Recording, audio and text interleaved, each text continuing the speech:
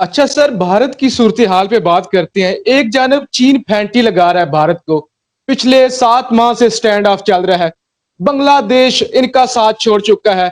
नेपाल की पुलिस इन पर सीधे फायर करती है। इसी तरह से ईरान के साथ इनके बड़े बड़े मुआहदे थे, ईरान पीछे हट चुका है। पाकिस्तान के साथ एलओसी पर इनको फैंटी लगती है। फिर कश्मीर के अंदर जंग चल रही है।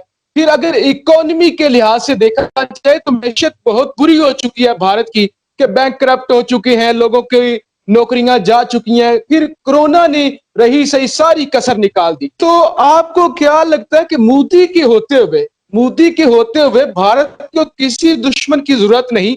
ये तो ऐसे ही है जैसे वो कहते हैं कि बंदर के हाथ में माचिस लग चुकी है, वो खुद ही सारे जंगल को जला देगा। तो इस पर आप क्या कहेंगे कि मोदी के होते हुए किसी दुश्मन की जरूरत है? देखिए, आपने बाकी देशों ने के साथ कैसे इनके बिगड़े हुए रिश्ते हैं उनकी बात की। लेकिन 2 दिन पहले आपने देखा होगा कि वो सोवियत यूनियन जिसने भारत को हमेशा यूएन सिक्योरिटी काउंसिल में जब भी कश्मीर का मुद्दा आया वीटो करके उस पर बात बढ़ने नहीं दी, जिसने भारत का सिविल सेक्टर, वो बेशक बड़े बड़े इनके स्टील प्लांट हो, भिलाई का, रूरकेला का इंडस्ट्रियलाइजेशन जो भारत की है वो सोवियत यूनियन ने की। इनकी आर्मी का सारा इक्विपमेंट मिलिट्री वॉरफेयर का और इवन हवाई फोर्स मिग वो सोवियत यूनियन के हैं। अब उसका लेफ्ट ओवर रशिया है।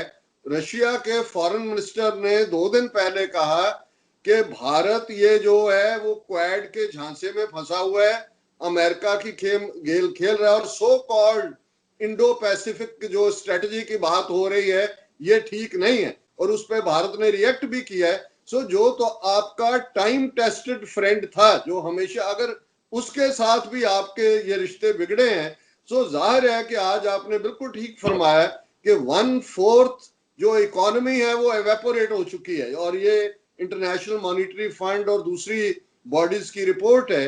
दूसरी बात, मोदी का एक बात का ध्यान रहे कि मोदी इंडिविजुअल नहीं है, मोदी माइंडसेट इंडिविजुअल नहीं है। ये आरएसएस की आइडियोलॉजी है जो 1920 में फाउंड हुई, जिसके अब 100 साल हो गए हैं, हिंदू हिंदी हिंदुस्तान के जरिए, और इसको वो इंप्लीमेंट करना चाहते हैं। वे बिल्कुल उसी लाइन पे है जब जर्मनी में नाजी पार्टी ने कोई कू नहीं किया था, कोई हिटलर कोई मिलिट्री में कू करके नहीं आया था, वोट के जरिए आया था जैसे मोदी आया। और उनका नारा भी यही था, one race one nation one people, और अल्टीमेटली उसने जर्मनी का एंड किया, उसने दुनिया को वर्ल्ड वॉर सेकंड में धकेला, करोड़ों लोग मारे गए। सो मैं समझता हूं कि ये हिंदू हिंदी हिंदुस्तान के एजेंडे के पीछे इस कदर शदाई हुए हैं कि इन्हें नजर नहीं आ रहा कि ये खुद ही बारूद के ढेर को भी इन्होंने क्रिएट किया है, और बांदर के हाथ में माचिस है तो बारूद के ढेर के ऊपर जो है वो माचिस से वो तीली लगाने वाले हैं, जिसमें इनकी मुकम्मल तबाही के बिना और कोई नजर नहीं आएगा कुछ भी। सरदार जी, कश्मीर ते जुल्म हो रहा है, मिनोरिटीज ते जुल्म हो रहा है, मुसलमाना ते जुल्म हो रहा है, नागालैंड देखो, असम देखो, मणिपुर देखो, उन्हां दे बारे विच कुछ दसो। इस दी हुकूमत, मोदी दी हुकूमत, ਉਹ भी कोई आजादी दे नेड़े जा सकेंगे जिस तरह जुल्म डा रहे मोदी इस वक्त सारिਆਂ ਤੇ? देखो ਤੁਹਾਡਾ सवाल मैं ये समझदा है कि जिस अंदाज च आरएसएस ਦੀਆਂ ਨੀਤੀਆਂ ਨੇ, ਪਹਿਲਾਂ ਅਸੀਂ ਨਾਰਥ ਈਸਟ ਤੋਂ ਸ਼ੁਰੂ ਕਰੀਏ, ਜਿਨ੍ਹਾਂ ਨੂੰ 7 ਸਿਸਟਰ ਸਟੇਟਸ ਕਹਿੰਦੇ ਨੇ, ਅਸਾਮ ਤੋਂ ਲੈ ਕੇ ਨਾਗਾਲੈਂਡ ਤੱਕ। ਇਹ ਇੱਕਦਮ ਬਾਅਦ ਜਿਵੇਂ ਸਿੱਖਾਂ ਦੇ ਨਾਲ ਇਹਨਾਂ ਨੇ ਇਕਰਾਰ ਕਰਕੇ ਧੋਖਾ ਕੀਤਾ ਹੈ, ਇਸੇ ਤਰ੍ਹਾਂ ਨਾਗਿਆਂ ਦੇ ਨਾਲ ਵੀ ਜਿਹੜਾ ਉਹ ਧੋਖਾ ਹੋਇਆ। ਔਰ ਨਾਗਾਲੈਂਡ ਦੀ ਮੰਗ ਕਰਨ ਵਾਲਾ ਜਿਹੜਾ ਉਹਨਾਂ ਦਾ ਲੀਡਰ ਸੀ, ਲੰਬਾ ਵਕਤ ਲੰਡਨ ਦੇ ਵਿੱਚ ਉਹ ਜਲਾਵਤਨ ਰਿਹਾ, ਔਰ ਨਾਗਿਆਂ ਨੇ ਹਥਿਆਰਬੰਦ ਸਟਰਗਲ 1950 ਦੇ ਵਿੱਚ ਹੀ ਸ਼ੁਰੂ ਕਰ ਦਿੱਤੀ ਸੀ। ਔਰ ਨਾਗਾਲੈਂਡ ਦੇ ਜਿਹੜੇ ਨਾਗੇ ਨੇ ਉਹ ਮੈਜੋਰਿਟੀ ਕ੍ਰਿਸਚੀਅਨ ਨੇ। ਸੋ ਉਹਨਾਂ ਦੀ ਜਿਹੜੀ ਪਰਸੀਕਿਊਸ਼ਨ ਹੁੰਦੀ ਰਹੀ, ਕਿਉਂਕਿ ਨਾਰਥ ਈਸਟ ਨੂੰ ਇਹਨਾਂ ਨੇ ਬਾਕੀ ਦੁਨੀਆ ਨਾਲੋਂ ਕੱਟ ਆਫ ਕੀਤਾ ਹੋਇਆ ਸੀ। ਅੱਜ ਵੀ ਜੇ ਤੁਸੀਂ ਆਸਾਮ ਤੋਂ ਅੱਗੇ ਜਾਣਾ ਤੇ ਪਰਮਿਟ ਦੀ ਲੋੜ ਹੈ, ਹਰ ਕੋਈ ਜਾ ਨਹੀਂ ਸਕਦਾ।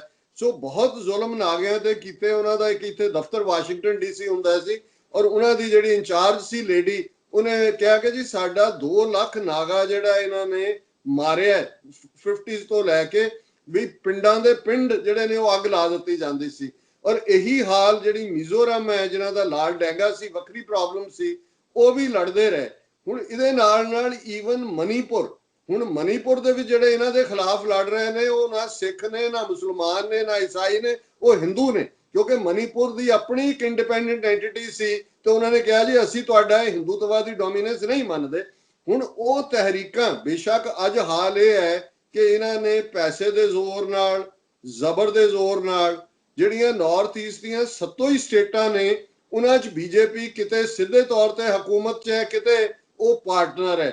ਸੋ ਉੱਥੇ ਬੜੀ ਤੇਜ਼ੀ ਨਾਲ, ਜਿਵੇਂ ਇਹਨਾਂ ਨੇ ਅਸਾਮ 'ਚ 2 ਮਿਲੀਅਨ ਮੁਸਲਮਾਨਾਂ ਨੂੰ ਸਟੇਟਲੈਸ ਬਣਾਇਆ, ਮਕਸਦ ਇਹ ਹੈ ਕਿ ਆਉਣ ਵਾਲੇ ਪੀਰੀਅਡ ਜੋ ਹੁਣ ਕਸ਼ਮੀਰ ਦੇ ਵਿੱਚ ਕਰ ਰਹੇ ਨੇ, ਜਿਹੜਾ ਉਹਨਾਂ ਦਾ 3Ds ਦਾ ਫਾਰਮੂਲਾ ਹੈ, ਡੈਮੋਗ੍ਰਾਫਿਕ ਬਦਲੋ, ਡੋਮਿਸਾਈਲ ਲਿਆਓ ਔਰ ਰੀਡਿਸਟ੍ਰਿਕਟਿੰਗ ਕਰੋ ਕਿ ਜੰਮੂ ਦੀਆਂ ਸੀਟਾਂ ਵਧਾ ਦਿਓ। ਇਵੈਂਚੁਅਲੀ ਜਿਹੜੀ ਮੈਜੋਰਿਟੀ ਹੈ, ਕਿਉਂਕਿ ਹੁਣ ਤੱਕ ਜਿਹੜੇ 22 ਜ਼ਿਲ੍ਹੇ ਸਨ ਜੰਮੂ ਕਸ਼ਮੀਰ ਦੇ 5 ਅਗਸਤ ਤੋਂ ਪਹਿਲਾਂ, ਉਹਨਾਂ 'ਚ 17 ਜ਼ਿਲ੍ਹੇ ਮੁਸਲਮਾਨ ਮੈਜੋਰਿਟੀ ਸਨ।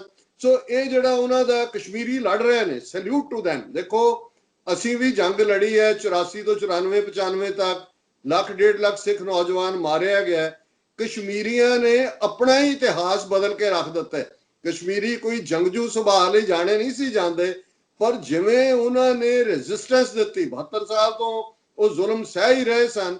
ਹੁਣ 1 ਮਿਲੀਅਨ ਫੌਜ ਰੱਖੀ ਹੋਈ ਹੈ, ਇਹਦੇ ਬਾਵਜੂਦ ਉਹਨਾਂ ਨੂੰ ਉਹ ਪੀਸਫੁਲ ਜਿਹੜੀਆਂ ਗੈਦਰਿੰਗਸ ਨੇ, ਜਿਵੇਂ ਹੁਣ ਮੁਹਰਮ ਦੀ ਗੈਦਰਿੰਗ ਸੀ, ਉਹ ਕਰਨਾ ਅਲਾਉ ਨਹੀਂ ਕੀਤਾ, ਕਿਉਂਕਿ ਇਹਨਾਂ ਨੂੰ ਪਤਾ ਹੈ ਜਦੋਂ ਲੋਕ ਨਿਕਲਦੇ ਨੇ ਆਜ਼ਾਦੀ ਆਜ਼ਾਦੀ ਇਹ ਲਫ਼ਜ਼ ਫਿਜ਼ਾ 'ਚ ਗੂੰਜਦੇ। ਸੋ ਅਸੀਂ ਸਮਝਦੇ ਹਾਂ ਵੀ ਅਲਟੀਮੇਟਲੀ ਸਿੱਖ, ਕਸ਼ਮੀਰੀ, ਨਾਰਥ ਈਸਟ ਦੇ ਲੋਕ, ਭਾਰਤ ਦੇ ਨਕਸ਼ੇ 'ਚ ਕੈਦ 200 ਮਿਲੀਅਨ ਮੁਸਲਮਾਨ ਔਰ ਇੱਕ ਵੱਡਾ ਫੈਕਟਰ ਦਲਿਤ, ਜਿਨ੍ਹਾਂ ਨੂੰ ਅਨਟਚੇਬਲ ਬ੍ਰਾਹਮਣ ਨੇ ਬਣਾਇਆ ਹੋਇਆ ਹੈ, ਇਹ ਇੱਕ ਪਾਸੇ ਇਕੱਠੇ ਹੋ ਰਹੇ ਨੇ। ਔਰ ਆਉਣ ਵਾਲੇ ਪੀਰੀਅਡ 'ਚ ਇਹ ਸਾਡਾ ਇਕੱਠ ਹੀ ਹਿੰਦੂਤਵਾਦੀ ਜਿਹੜੀ ਖਤਰਨਾਕ ਆਈਡੀਓਲੋਜੀ ਹੈ ਨਾਜ਼ੀ ਤਰਜ਼ ਦੀ, ਉਹਨੂੰ ਇਹ ਕਲੈਕਟਿਵ ਤਾਕਤ ਸਾਡੀ ਅਲਟੀਮੇਟਲੀ ਡਿਸਟਰੋਏ ਕਰੇਗੀ। ਡਾਕਟਰ ਸਾਹਿਬ, ਜਿਹੜੇ ਇੰਡੀਆ 'ਚ ਬੈਠੇ ਕੁਝ ਲੋਕ ਹਨ, ਉਹਨਾਂ ਨਾਲ ਗੱਲ ਕਰੀਏ ਤਾਂ ਉਹ ਕਹਿੰਦੇ ਹਨ ਖਾਲਿਸਤਾਨ ਨਾਂ ਦੀ ਕੋਈ ਚੀਜ਼ ਇੰਡੀਆ 'ਚ ਐਗਜ਼ਿਸਟ ਨਹੀਂ ਕਰਦੀ। ਸਿਰਫ ਜੋ ਲੋਕ ਕੈਨੇਡਾ 'ਚ ਬੈਠੇ ਹਨ, ਅਮਰੀਕਾ 'ਚ ਬੈਠੇ ਹਨ ਜਾਂ ਇੰਗਲੈਂਡ 'ਚ ਬੈਠੇ ਹਨ, ਉਹ ਪਾਕਿਸਤਾਨ ਤੋਂ, ISI ਤੋਂ ਪੈਸੇ ਲੈ ਕੇ ਉਹਨਾਂ ਦਾ ਏਜੰਡਾ ਟੋ ਕਰਦੇ ਹਨ। ਜ਼ਮੀਨ ਤੇ ਕੋਈ ਹਕੀਕਤ ਨਹੀਂ ਹੈ। ਇਸ ਦੇ ਬਾਰੇ 'ਚ ਤੁਸੀਂ ਕੀ ਕਹੋਗੇ? ਦੇਖੋ, ਮੈਨੂੰ ਯਾਦ ਹੈ ਵੀ ਇੱਕ ਸਾਡੀ ਪੈਨਲ ਡਿਸਕਸ਼ਨ ਸੀ ਵਾਸ਼ਿੰਗਟਨ ਦੇ ਇੱਕ ਟੀਵੀ ਚੈਨਲ ਤੇ ਟਾਈਮਜ਼ ਆਫ ਇੰਡੀਆ ਦੀ ਇੱਕ ਜਿਹੜੀ ਇੰਡੀਅਨ ਰਿਪੋਰਟਰ, ਉਹਨੇ ਉਹਦੇ 'ਚ ਆਰਗੂਮੈਂਟ ਦਿੱਤਾ ਕਿ ਨਹੀਂ ਜੀ, ਇਹ ਉੱਥੇ ਸਿਰਫ 10% ਲੋਕ ਚਾਹੁੰਦੇ ਨੇ, ਸਿੱਖ ਖਾਲਿਸਤਾਨ ਚਾਹੁੰਦੇ ਨੇ, 90% ਨਹੀਂ ਚਾਹੁੰਦੇ।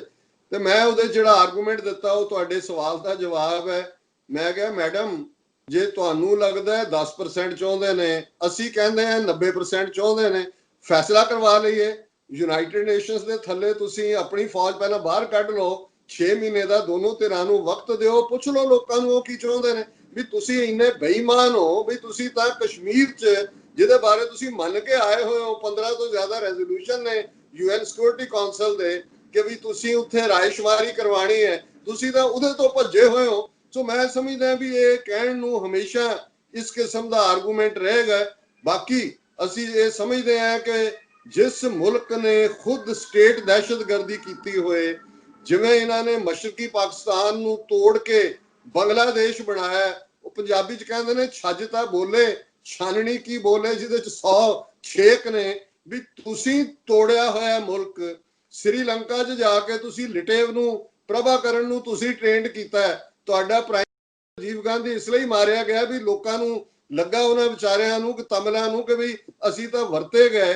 ਤੇ ਤੁਸੀਂ ਜੋ ਕੁਝ ਅੱਜ ਅਫਗਾਨਿਸਤਾਨ 'ਚ ਕਰ ਰਹੇ ਹੋ, ਬਲੋਚਿਸਤਾਨ ਦੇ ਹਵਾਲੇ ਨਾਲ ਤੁਸੀਂ ਕੀ ਕਰ ਰਹੇ ਹੋ, ਜੇ ਤੁਹਾਨੂੰ ਇੰਨੇ ਹੀ ਤੁਸੀਂ ਮਹਿਫੂਜ਼ ਹੋ, ਤੁਹਾਡੇ ਦੇਸ਼ ਦੇ ਲੋਕ ਇੰਨੇ ਹੀ ਖੁਸ਼ ਨੇ ਤੁਹਾਡੇ ਨਕਸ਼ੇ 'ਚ, ਤੇ ਤੁਹਾਨੂੰ ਇਹ ਹਿੰਸਕ ਕਾਰਵਾਈਆਂ ਇਹ ਕਰਨ ਦੀ ਕੀ ਲੋੜ ਹੈ? ਮੈਂ ਸਮਝਦਾ, ਦੇਖੋ ਹਰ ਜ਼ਮਾਨੇ ਦੇ ਵਿੱਚ, ਹਰ ਕੌਮ ਦੇ ਵਿੱਚ ਕੁਝ ਲੋਕ ਹੁੰਦੇ ਨੇ ਜਿਨ੍ਹਾਂ ਨੇ ਸੱਤਾ ਦੇ ਨੇੜੇ ਰਹਿਣਾ ਹੁੰਦਾ।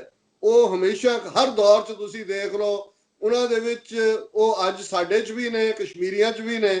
ਲੇਕਿਨ ਬਾਈ ਐਂਡ ਲਾਰਜ ਇੱਕ ਜਿਹੜੀ ਸਿੱਖੀ ਸਪਿਰਿਟ ਹੈ, ਉਹ ਇਸ ਗੱਲ ਦੀ ਜਾਮਨ ਹੈ ਕਿ ਸਿੱਖ ਜਿਹੜੇ 2 ਵੇਲੇ ਦੀ ਅਰਦਾਸ 'ਚ ਪੜ੍ਹਦੇ ਨੇ, ਰਾਜ ਕਰੇਗਾ ਖਾਲਸਾ, ਇਹ ਸਾਡੀ ਅਰਦਾਸ ਦਾ ਇੱਕ ਹਿੱਸਾ ਹੈ ਕਿ ਸਿੱਖ ਸੋਵਰਨ ਨੇ। ਸੋਵਰਨਿਟੀ ਦਾ ਮਤਲਬ ਹੁੰਦਾ ਡਿਸੀਜਨ ਮੇਕਿੰਗ ਪਾਵਰ ਤੁਹਾਡੇ ਕੋਲ ਹੋਣਾ। ਤੇ ਜਿਹੜੇ ਰਾਜ ਕਰੇਗਾ ਖਾਲਸਾ ਪੜ੍ਹਦੇ ਨੇ, ਉਹ ਇਹਨਾਂ ਦੀਆਂ ਜੁੱਤੀਆਂ ਖਾਣ ਨੂੰ ਤਿਆਰ ਹੋਣਗੇ ਜੋ ਕੁਝ ਸਲੂਕ ਕਰ ਰਹੇ ਨੇ।